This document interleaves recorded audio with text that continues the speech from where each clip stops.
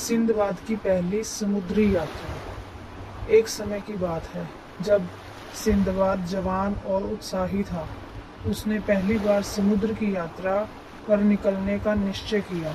उसने बगदाद के एक बंदरगाह से एक बड़े व्यापारी जहाज में सवारी की, जिसमें कई व्यापारी और माल भरे हुए थे, रेशमी कपड़े, मसाले और कीमती पत्थर। सफर की शुरुआत।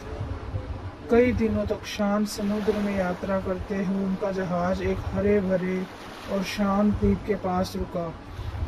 वहां पेड़ पौधे, घास और पानी का स्रोत दिखाई दिया तो सब यात्री बहुत खुश हो गए और आराम करने के लिए उतर पड़े। कुछ लोगों ने खाना पकाने के लिए आग जलाई और कुछ लोग नाच गाना करने लगे। तभी अचानक जमीन हिलने लगी, पेड़ झुकने लगे और पानी तूफान मारने लगा। सब लोग चौंक गए।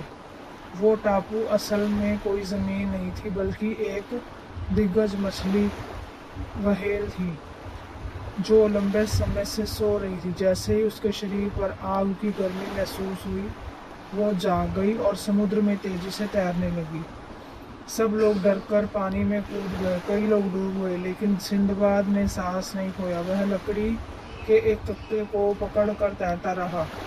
कई दिनों तक वह समुद्र में भटकता रहा और भूखा और थका हुआ था, लेकिन हार नहीं मानी। आखिरकार वह एक टापू पर पहुंचा।